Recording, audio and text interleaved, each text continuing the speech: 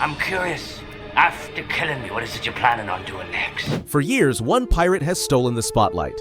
But what if the greatest performance, the real powerhouse of Pirates of the Caribbean, was hiding in plain sight? Get ready to challenge everything you thought you knew, because in this video, we're finally revealing why Hector Barbossa, not Jack Sparrow, was the undisputed true gem of the entire series. Let's break it down. In the sprawling, treasure-laden seas of cinematic history, certain performances don't just stand out. They define a character, elevate a franchise, and burrow deep into our cultural memory. A prime example, one often overshadowed by a certain flamboyant captain, is Geoffrey Rush as Hector Barbossa in Pirates of the Caribbean. Jack.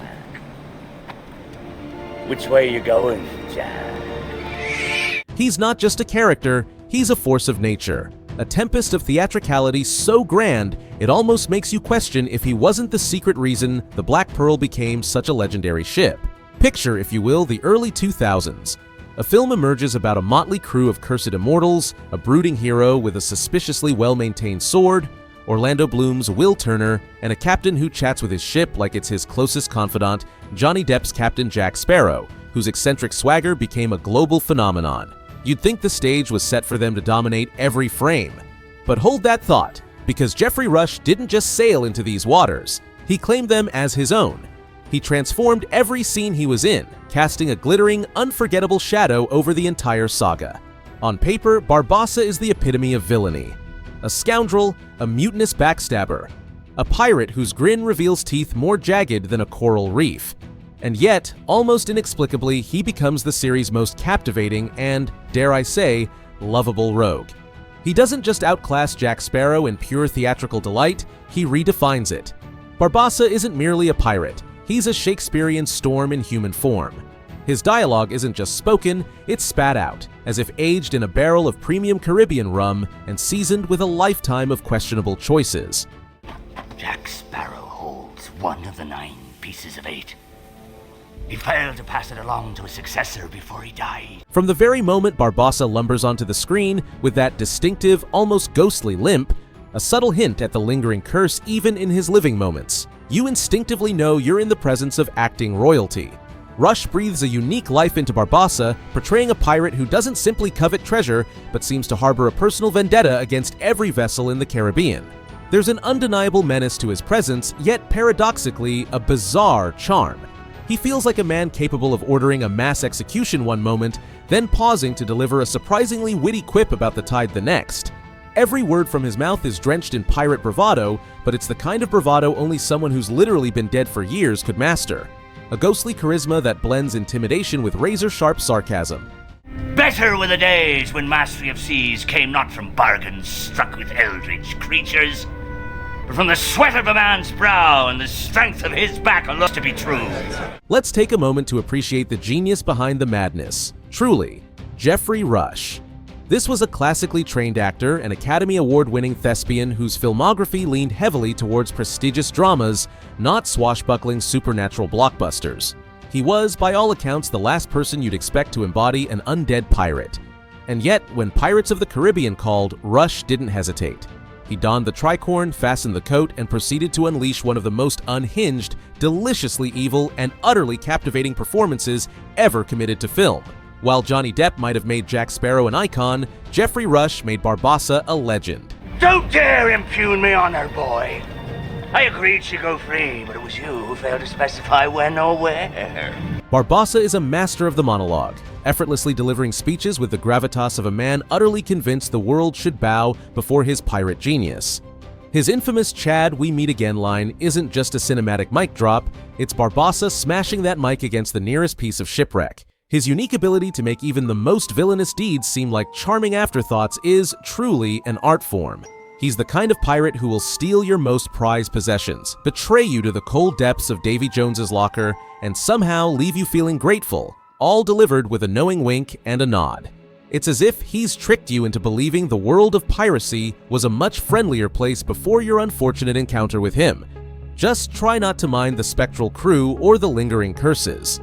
Rush's performance is also a masterclass in villainy with a sense of humor.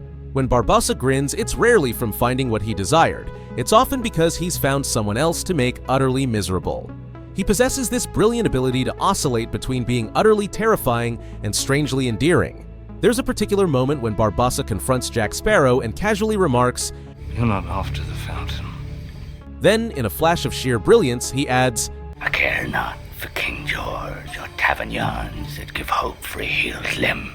This line perfectly encapsulates his character. An ego so vast it could rival the size of an entire treasure hoard, yet he delivers it with the quiet confidence of a man who knows his greatness requires no proof. And Barbossa's aesthetic. From his rugged beard to that legendary pirate coat that's seen more skirmishes than entire armies, Rush completely inhabits this character. It's not just the costume or his signature apple, which, let's be honest, is practically a character in itself. It's the fact that Rush knows precisely how to wear it. Barbossa's wardrobe screams, "I'm here to relieve you of your gold," but also subtly whispers, "And yes, I might be gloriously unhinged, and I'm perfectly fine with that." In fact, the apple is far more than a mere prop. It's a powerful metaphor for everything Barbossa represents. It's shiny, it's tempting, and in his cursed state, it's utterly forbidden. To finally bite into it symbolizes his ultimate desire, the simple joys of life stripped away by a curse. It's a subtle yet impactful visual cue that deepens our understanding of his torment and desire for release. Of course, Barbossa's most defining feature and a key element of his narrative depth is his uncanny ability to switch allegiances faster than a pirate can swing from a rigging. One moment, he's the cunning mastermind plotting Jack's demise. The next, he's reluctantly teaming up with him, like two old rivals locked in a twisted game of pirate chess. And in every single instance, Rush sells it with an effortless charisma that leaves you genuinely wondering if you should be cheering for him, not against him. After all, Barbossa is the pirate who could steal your heart and your treasure with equal unsettling ease. And let's not overlook Barbossa's unparalleled loyalty to his own, unique brand of pirate ethics. In the final, poignant moments of his character arc, particularly his ultimate sacrifice in Dead Men Tell No Tales to restore balance and break the curse, you realize that the man who began as nothing more than a villainous figure has, somehow, found his own twisted redemption. Who am I to you? Treasure! It's not a clean Hollywood redemption, mind you. He's still the same treasure-obsessed pirate he's always been and always will be. But there's a profound depth to it, a complexity that makes you root for him even when he's at his most ruthless. In the grand, swashbuckling world of Pirates of the Caribbean, where Johnny Depp winks with drunken charm and Orlando Bloom wields a sword with effortless grace, Geoffrey Rush stands tall as the true, unexpected star of the series. While everyone else is chasing cursed gold, Barbossa, in his own magnificent way, teaches us that sometimes the real riches lie in the ability to turn even the darkest, most desolate moments into a punchline, or, in his case, an unforgettable one-liner. You best start believing in ghost stories, Miss Turner. You're in one. It's nothing short of cinematic poetry. It's the kind of acting that takes a beloved popcorn movie and elevates it into a genuine myth. So, the next time you embark on a voyage through Pirates of the Caribbean, keep a keen eye on Hector Barbossa. Because Geoffrey Rush isn't just chewing the scenery, he's swallowing it whole, savoring every bite with a smug grin, a spark of pure genius in his eye, and that iconic apple in hand. In a film about cursed treasure and immortal pirates, it's Rush's performance as Hector Barbossa that truly steals the show. And like any good pirate, he's sure to leave a lasting, unforgettable mark.